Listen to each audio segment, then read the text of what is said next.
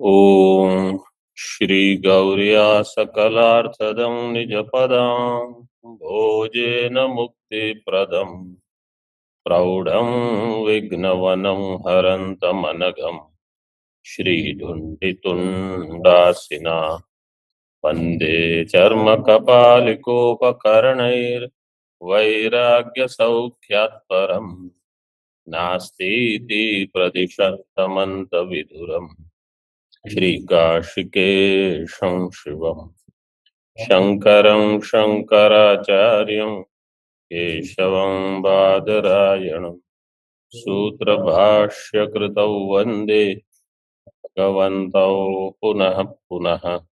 ईश्वरो गुरुरात्मेति मूर्तिभेदविभागिने व्योमवद्व्याप्तदेहाय दक्षिणामूर्तये नमः। ओम शांति शांति शांति।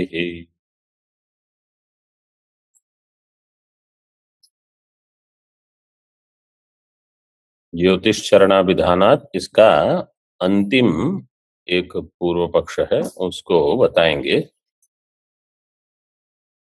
भाष्य में देखिए, यत्र तु गुण विशेष संबद्धम प्रतीक विशेष संबद्धम वा ब्रह्मोपदिश्यते तत्र संसार गोचराणि एव उच्चावचानि फलानि दृश्यन्ते।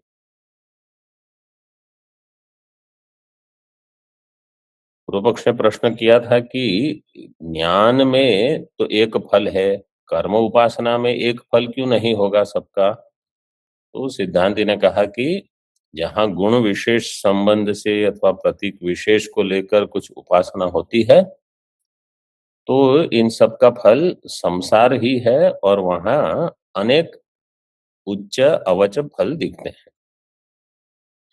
दृश्यन्ते।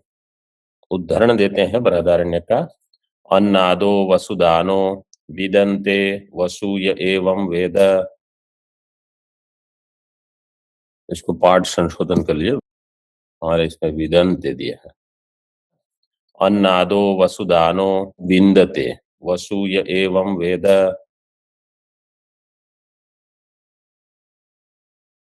इत्याद्यासु श्रुतिषु। इसकी व्याख्या टीका में करते हैं। ईश्वरो जीव रूपेण अन्नम अत्ति अन्नादः अन्नम अत्ति इति अन्नादः एक, अथवा अन्नस्य आसमन्तात् दाता वा, अन्न का सर्व प्रकार से वो दाता है।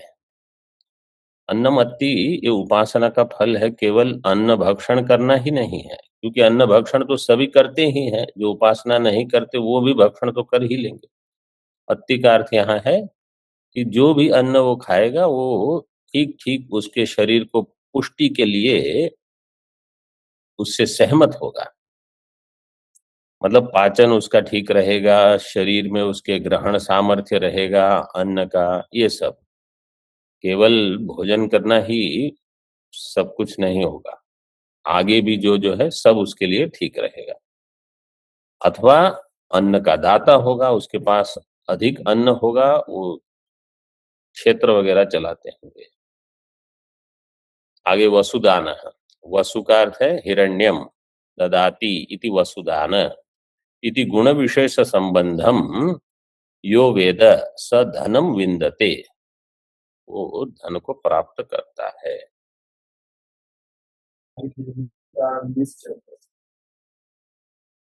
दीप्ताग्निश्च ये अन्नादक के लिए जोड़ते हैं, मतलब अन्नम अत्ति के लिए। दीप्त अग्नि, अग्नि ऐसी होगी कि 5-6 रोटी, 5-6 तो ऐसे ही खा लेते हैं। हाँ, 8-9। अच्छा है, दीप्त अग्नि है, भाग दौड़ करते रहो थोड़ी। आगे अन्नादो वसुदानो विन्दते वसूय एवं वेद इत्याद्यासु श्रुतिषु। आदि श्रुति से नामनो वाग उत्तमा मनो वा प्रतीकम वाचो भूयः इति प्रतीक विशेष ध्यान श्रुति संग्रहार्थम आद्यपदम। नामनः, नाम से वाग उत्तम है। मनो वा प्रतीकम, उससे वाचो भूयः, उससे वाणी विशेष है। ये छांदोग्य के 7वें अध्याय में ये नाम ब्रह्म उपासना से लेकर प्राण ब्रह्म उपासना के लिए बहुत विस्तृत क्रम बताया है, उसमें से कुछ का यहाँ उल्लेख किया है। ये प्रतीक विशेष ध्यान श्रुति संग्रहार्थम, इनमें ध्यान बताया गया है। सन्निधेः श्रुति ही बलीयसी इति शंकते। अब फिर से एक शंका हो रही है कि सन्निधि की अपेक्षा तो श्रुति बलवान होती है, तो अगर हम कोई श्रुति बताते हैं और आप सन्निधि बता रहे हो तो आपके पास तो दुर्बल प्रमाण है। यद्यपि न स्ववाक्ये किंचित ज्योतिषो ब्रह्मलिंगम अस्ति, स्ववाक्य में कोई ब्रह्मलिंग नहीं है। स्ववाक्य जहां ज्योति शब्द है वहां कोई ब्रह्म का लिंग नहीं है। मतलब वो ज्योति आप कह रहे हो वो ब्रह्म है और हम कह रहे हैं वो ज्योति कोई कार्य ज्योति है, आदित्य आदि ज्योति, तो वहां ब्रह्म का लिंग तो उपस्थित नहीं है। तथापि पूर्वस्मिन् वाक्ये दृश्यमानम ग्रहीतव्यम, पूर्व वाक्य में ब्रह्म का उल्लेख है। जो संदंश न्याय दिया था पूर्व वाक्य और उत्तर वाक्य में है ब्रह्म, ऐसे तदुक्तम सूत्रकारेण, यह सूत्रकार ने बताया ज्योतिश्चरणा विधानात्, चरणा भी, आपका पाठ ठीक है, चरणाभिधानात् इति।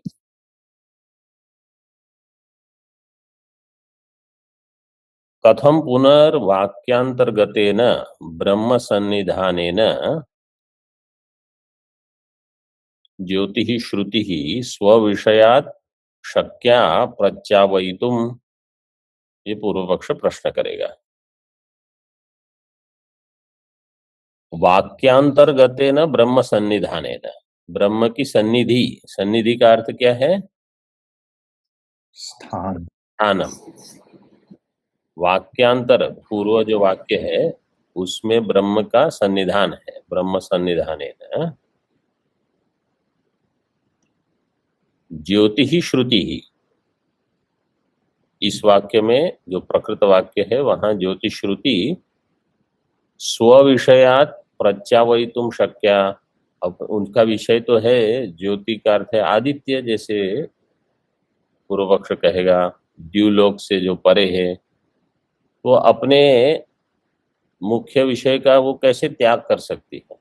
प्रत्यावयितुम कथम शक्या, सन्निधि के बल पर आप श्रुति का त्याग कर रहे हो।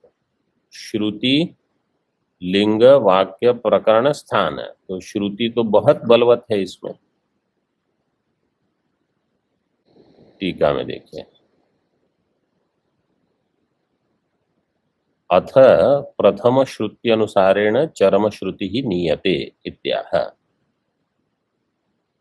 सिद्धांत कहते हैं प्रथम श्रुति के अनुसार आगे की श्रुतियों का अर्थ किया जाएगा। यहाँ प्रथम श्रुति के अनुसार चरम श्रुति नीयते, वो लेकी उसका अर्थ बताया जाएगा कैसे। नैष दोषः यद अतः परो दिवो ज्योति इति प्रथमतर पठितेन यत् शब्देन सर्वनाम्ना द्युसंबंधात् प्रत्यभिज्ञायमाने पूर्ववाक्य निर्दिष्टे ब्रह्मणि स्वसामर्थ्येन परामृष्टे सति अर्थात ज्योति ही शब्दस्यापि ब्रह्म विषयत्व उपपत्तेः।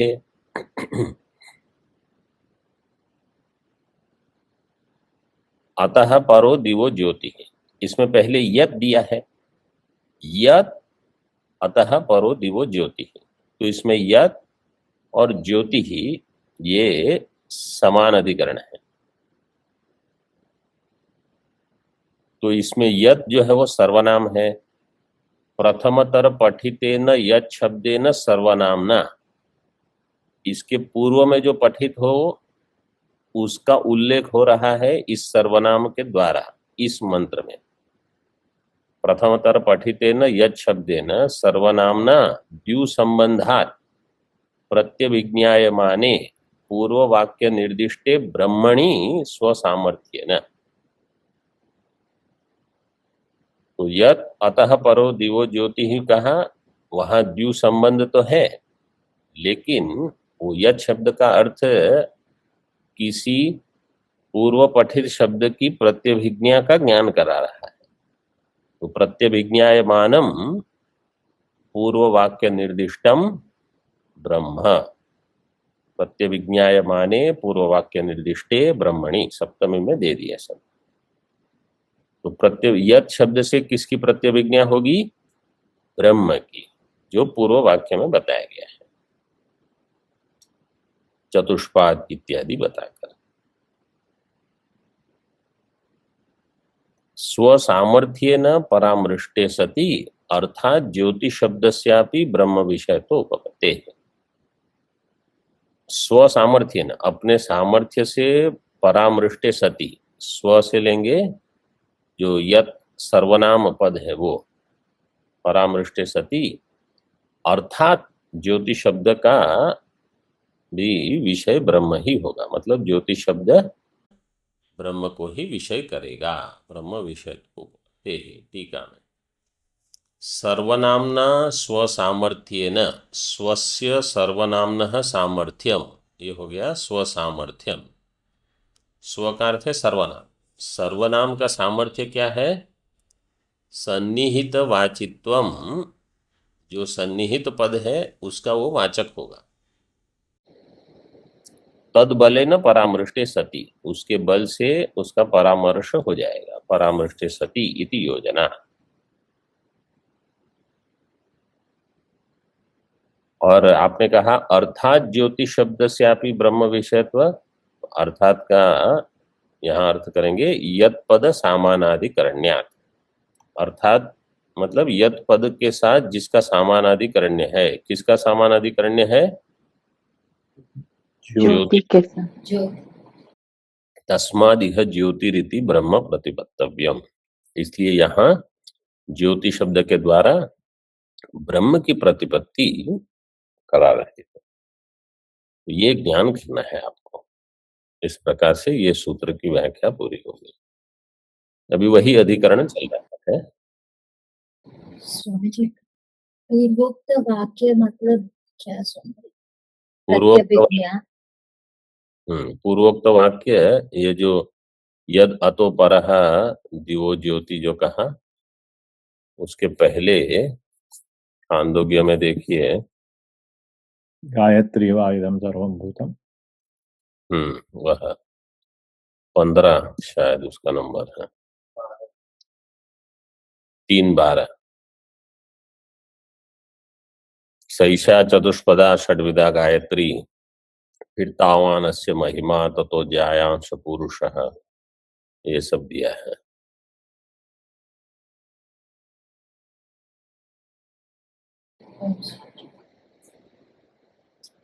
अगला सूत्र देखिए,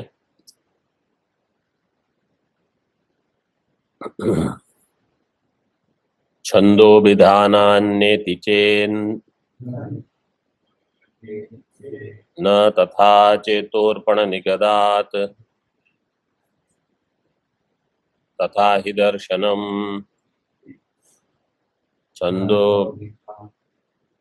छंदो विधानान्नेति चेत् न तथा चेतोर्पण निगदात् तथा हि दर्शनम। अब बोलिए।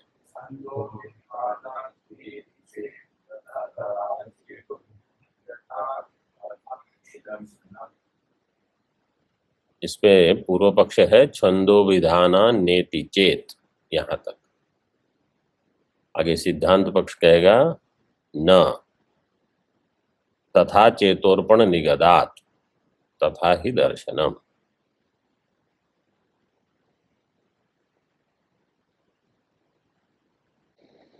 पूर्व पक्ष की आपत्ति क्या होगी? ये तो छंद का अभिधान कर रहा है, गायत्री वा इदम सर्वम भूतम, तो गायत्री तो छंद है। आप कह रहे हो पूर्व में ब्रह्म का उल्लेख हुआ है, फिर उसकी प्रत्यभिज्ञा होगी, तो छंद का अभिधान है ऐसा पूर्व पक्ष कहेगा। इसलिए प्रत्यभिज्ञा तो ज्योति शब्द से ब्रह्म की नहीं होगी। इति चेत सिद्धांत कहेगा न, ये ठीक नहीं है। क्यों? तथा चेतो अर्पण निगदात, निगदात मतलब कथनात्, चेतः का अर्थ है अंतःकरण, अंतःकरण में इस प्रकार से अर्पण करना है, मतलब इस प्रकार से उपासना करनी है, ये कथन हुआ है। ब्रह्म की गायत्री रूप से उपासना करेंगे। क्यों? क्योंकि इदम सर्वम भूतम जो है वो केवल ब्रह्म में ही घटेगा, वो गायत्री में नहीं होगा। गायत्री वा इदम सर्वम भूतम जो कहा, तो इदम सर्वम भूतम ये तो ब्रह्म में ही है, इसलिए ब्रह्म की गायत्री रूप से वहां उपासना है, इसलिए वहां मुख्य जो है वो ब्रह्म ही है।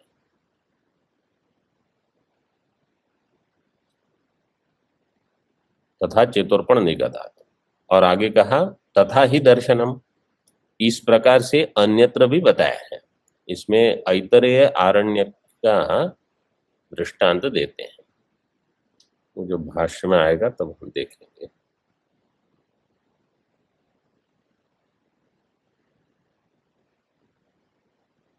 अथ यदुक्तम पूर्वस्मिन्नपि वाक्ये न ब्रह्माभिहितम अस्ति गायत्री वा इदम सर्वम भूतम यदिदम किंच। देखिए यहाँ स्पष्ट है, गायत्री वा, पूर्व पक्ष केवल गायत्री शब्द को लेकर विचार कर रहा है, लेकिन सिद्धांत कहता है इदम सर्वम भूतम यदिदम किंच, जो कुछ भी है ये सब गायत्री है। गायत्री छंद में कहा जो सब है वो लक्षण घटेगा, ये लक्षण केवल ब्रह्म में ही घट सकता है। वहां संख्या क्या दी है? संख्या 3 बार, हमारे इसमें 2 बार दी है, 3 कर दीजिए।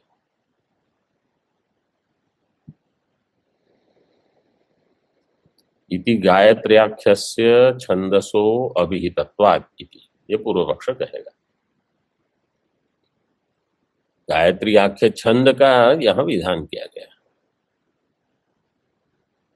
और पूर्व पक्ष कहेगा तत्परिहर्तव्यम, इसका परिहार करना पड़ेगा आपको, आप ऐसे नहीं कह सकते कि वो ब्रह्म है। ठीक है, छंदो विधानात् ब्रह्म प्रकृतम नास्ति इति शंकाम एकदेशी दूषयति, तो एकदेशी शंका उठा के कहता है कि वहां तो ऐसा ही है, छंदो विधानात् प्रकृत जो है वो ब्रह्म नहीं है, वो तो कोई छंद है, मतलब गायत्री है। कथम पुनश्छंदो विधानात् न ब्रह्म अभिहितम इति शक्यते वक्तुम, छंद का अभिधान होने से अभिहित जो है वो ब्रह्म नहीं है, ऐसा आप कैसे कह सकते हो? क्यों? सिद्धांत कहेगा यावता तावानस्य महिमा अतो जायांश पुरुषः पादोस्य विश्वा भूतानि त्रिपादस्यामृतम दिवी, ये सब तो ब्रह्म के लिए है। इति एतस्याम रुचि चतुष्पाद ब्रह्म दर्शितम, ये चतुष्पाद ब्रह्म है।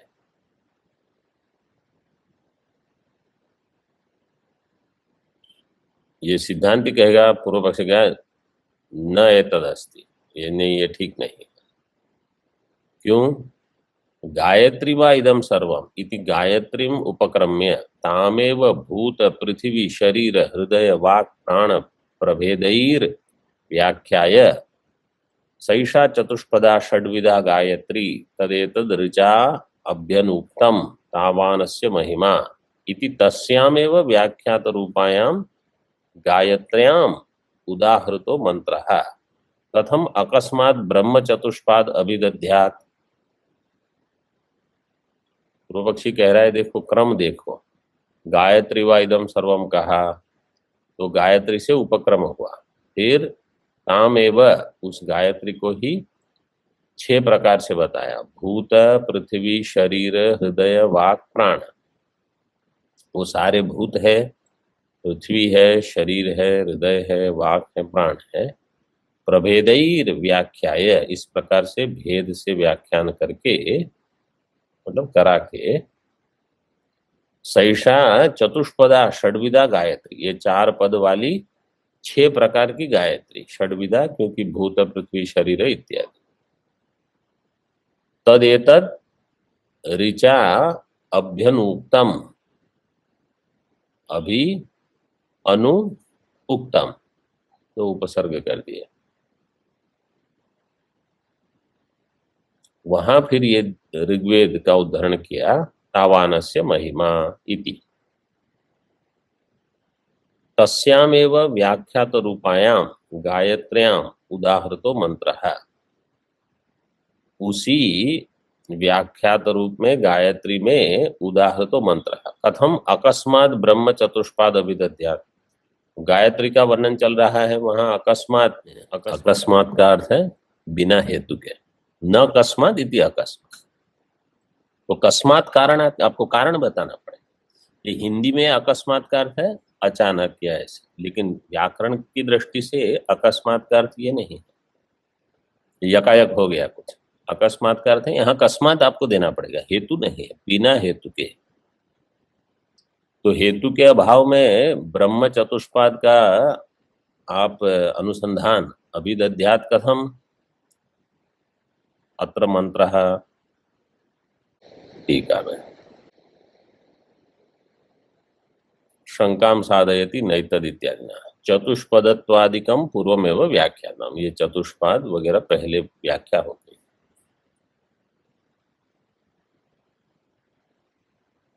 भाष्य में आगे, योपि तत्र यद्वै तद ब्रह्म इति ब्रह्म शब्दः सोपि छन्दसः प्रकृतत्वात् छंदो विषय एव।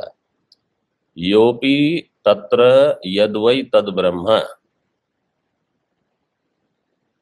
यद्वै तद ब्रह्म, वह जो है वह ब्रह्म है, इति ब्रह्म शब्द है, वो यहाँ पूर्व पक्षी कहेगा ये ब्रह्म शब्द भी छंद के लिए है, ब्रह्म शब्द है सोपि छंदसः प्रकृतत्वात् छंदो विषय एव।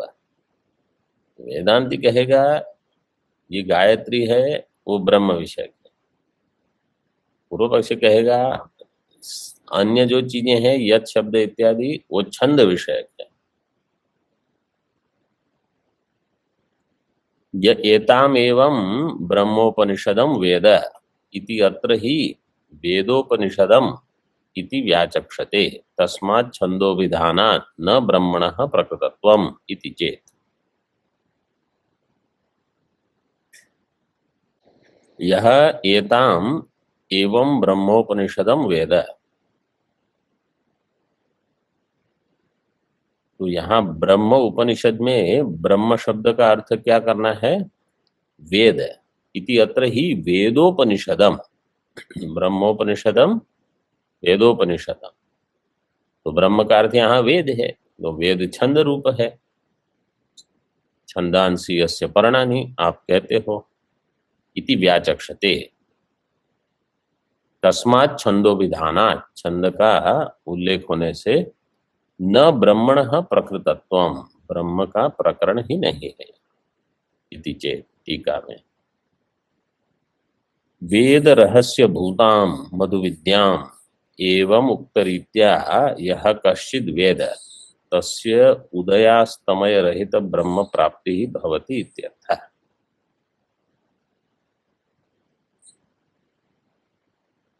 वेद रहस्य भूताम मधु विद्याम, उपनिषदों में मधु विद्या 2 जगह आती है, एक है छांदोग्य में मधु विद्या, जिसको ये बता रहे हैं यहाँ टीका में,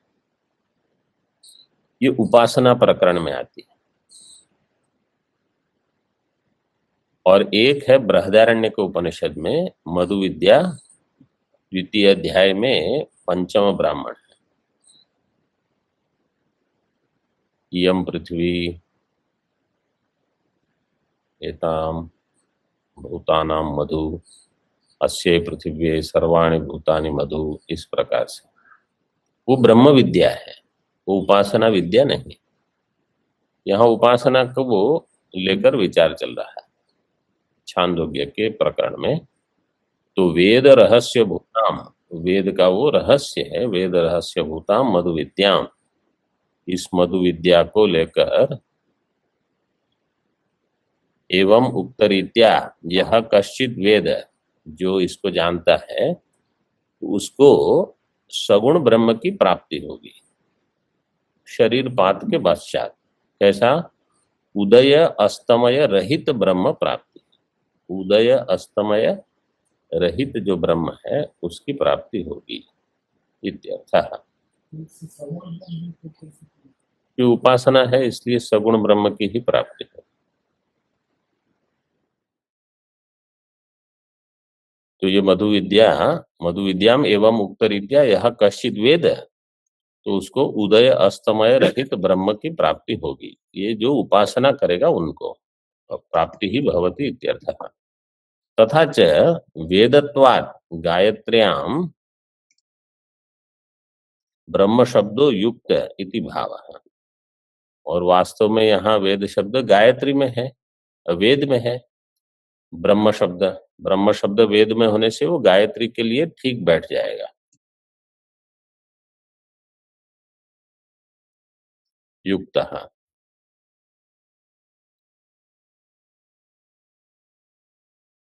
अब सिद्धांति उत्तर देगा। नैष दोषः, यहाँ दोष नहीं है। क्यों?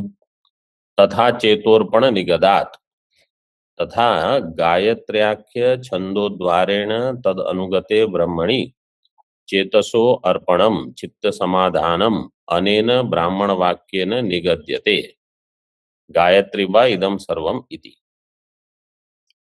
तथा चेतोर्पण निगदात्, इस प्रकार से उपासना का उल्लेख है। गायत्र्याख्य छंद के द्वारा, छंदोद्वारेण उस अनुगत ब्रह्मणि, उस ब्रह्म में चेतसो अर्पणम, चित्त का समाधान करना है। मतलब इस प्रकार से आपको चिंतन करना है, ब्रह्म गायत्री रूप है, जो गायत्री है वो ब्रह्म है। ऐसे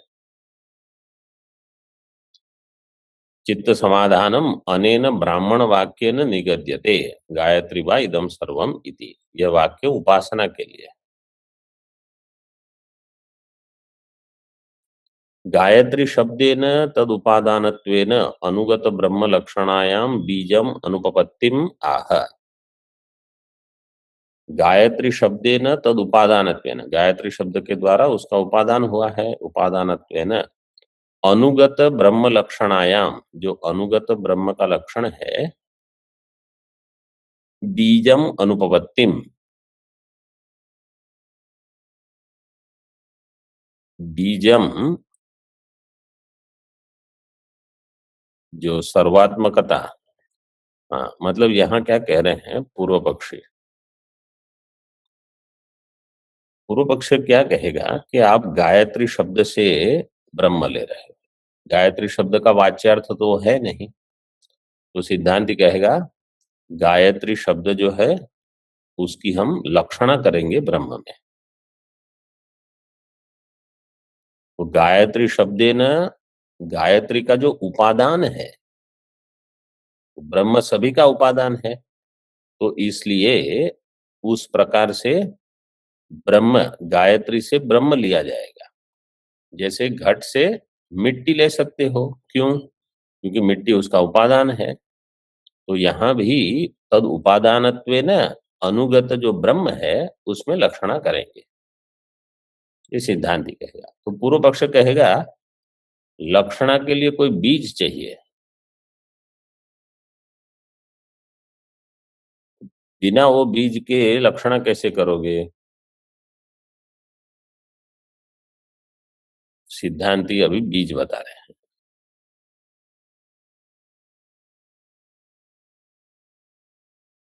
नहीं अक्षरे, नहीं अक्षर सन्निवेश मात्राया गायत्र्या सर्वात्मकत्वम संभवती। अक्षर सन्निवेश मात्र रूप जो गायत्री है वो तो छंद है, वो सर्वात्मक कैसे होगा? उसका सर्वात्मकत्व हो नहीं सकता। पूर्व पक्ष कहेगा कि ये बीज नहीं है। जब बीज हो तब आप लक्षणा कर सकते हैं। सिद्धांत कहेगा ये बीज है, इदम सर्वम। वो गायत्री में नहीं घटेगा, इसलिए आपको लक्षणा करनी पड़ेगी। जैसे गंगायाम घोष कहेंगे तो गंगा में घोष संभव नहीं है, तो ये बीज है, इसलिए आप लक्षणा करोगे। जब कोई कहेगा गंगायाम नौका, तो आप वहां तीर नहीं कहोगे। क्यों? क्योंकि वाच्यार्थ संभव है, लक्षणा के लिए कोई बीज उपलब्ध नहीं रहा। तस्माद् यद गायत्र्याख्य विकारे अनुगतम जगत कारणम ब्रह्म तद इह सर्वम इति उच्यते।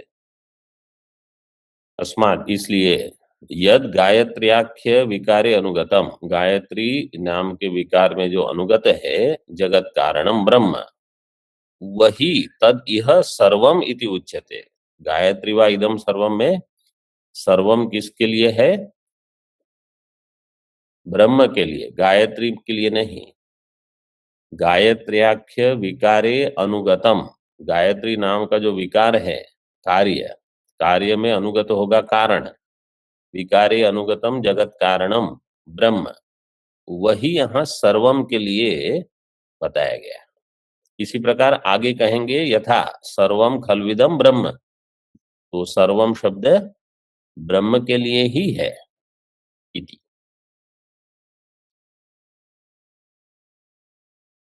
आगे ब्रह्मणोपि कथम सर्वात्मकत्वम, ब्रह्म सर्वरूप है ये कैसे पता चलेगा? तत्राह कार्यंच कारणाद अव्यतिरिक्तम इति वक्ष्यामः। जो कारण है, कार्य है, वो कारण से व्यतिरिक्त नहीं है, अव्यतिरिक्तम, ये हम आगे बताएंगे। तदन अनन्यत्वम आरंभण शब्दादिभ्यः तत् कार्यम अनन्यम कारणात्, तो तस्य कार्यस्य कारणात् अनन्यत्वम। जैसे आरंभण शब्दादिभ्यः, वाचारंभण ही है कार्य, वास्तव में कुछ नहीं है।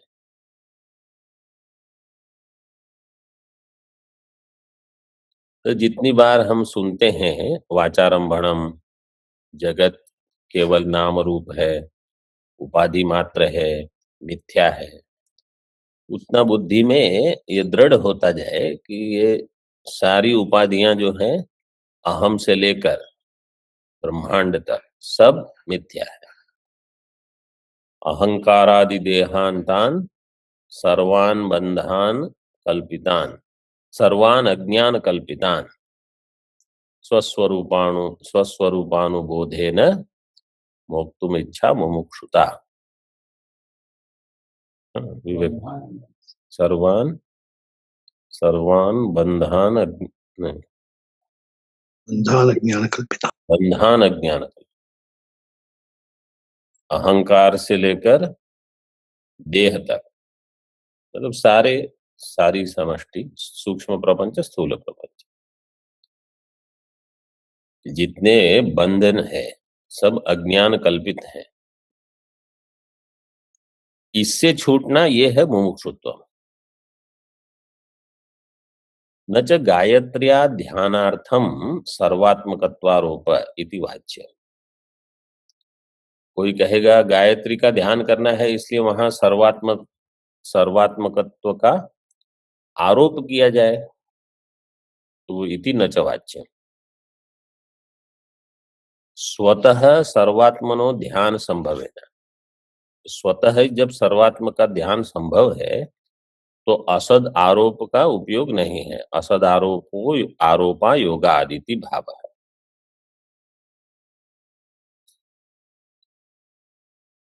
स्वतः का अर्थ है ब्रह्म, गायत्री के कारण को लेकर जब सर्वात्मत्व संभव है तो वहां अन्य प्रकार से आरोप करने की आवश्यकता नहीं है। मिट्टी के घट में सुवर्ण का आरोप करने की आवश्यकता हो सकती है, क्योंकि वहां स्वतः वो उपलब्ध नहीं है। लेकिन मिट्टी के घट में मिट्टी का आरोप करने की आवश्यकता नहीं है, अथवा मिट्टी के कुछ गुण का, धर्म का आरोप करने की आवश्यकता नहीं।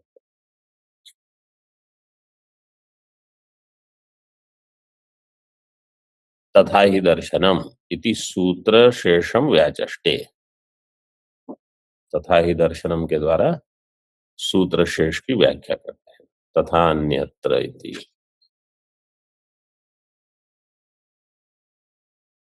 तथा अन्यत्रापि विकार द्वारेण ब्रह्मण उपासनम दृश्यते। इसी प्रकार अन्यत्र भी विकार के द्वारा ब्रह्म की उपासना बताई गई है। मतलब विकार को लेकर, कार्य को लेकर कारण की उपासना। हाँ, ये ऐतरेय का उदाहरण देते हैं।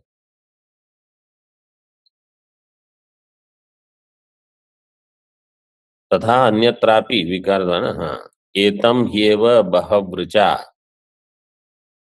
महत्युक्थे मीमांसन्त एतम अज्ञावध्वर्यव एतम महाव्रते छंदोगाः इति।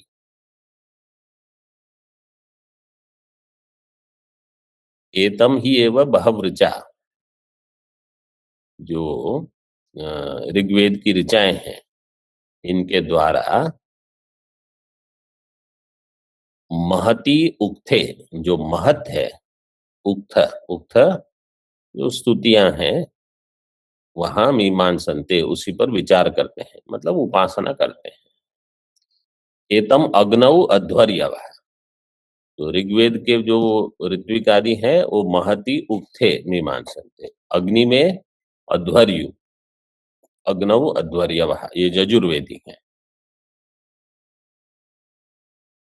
और एवं महाव्रते छंदोगाः, छंदोगा जो सामवेद के पंडित है, ऋत्विक है। तो इसी प्रकार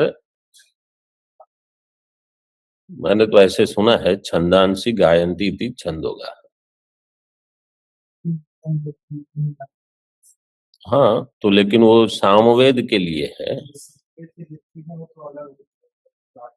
हाँ, लेकिन छंदोगा, यहाँ छंदोगा लेकर सामवेद लेंगे आप, क्योंकि पूर्व में यजुर्वेद और ऋग्वेद दिए हैं, इसलिए यहाँ सामवेद लेना। आगे टीका में दिया है,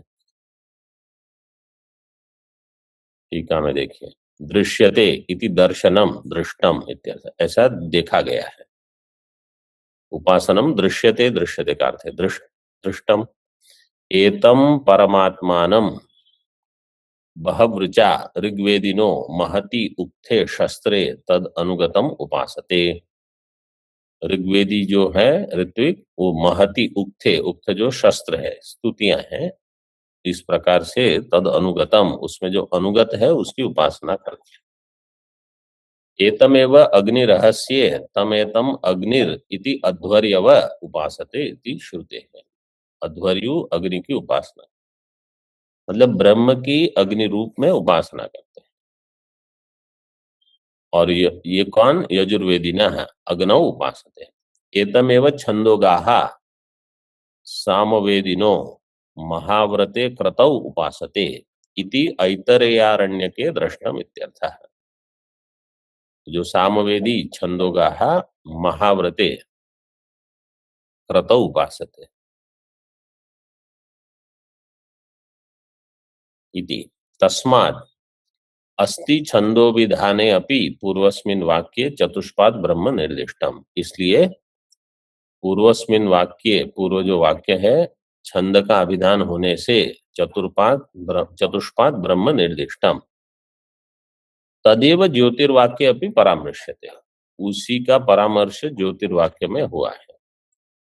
क्यों? उपासनांतर विधानाय, अन्य प्रकार की उपासना का विधान करने के लिए। आगे फिर और थोड़ा विचार है, उसको बाद में देखें। अपर आह। ओम पूर्णमदः पूर्णमिदं पूर्णात् पूर्णमुदच्यते पूर्णस्य पूर्णमादाय पूर्णमेवावशिष्यते। ओम शांति शांति शांति। शंकरं शंकराचार्यं केशवं बादरायणं सूत्रभाष्यकृतौ वन्दे भगवन्तौ पुनः पुनः। ईश्वरो गुरुरात्मेति मूर्तिभेदविभागिने व्योमवद्व्याप्तदेहाय दक्षिणामूर्तये नमः। ओम शांति शांति शांति।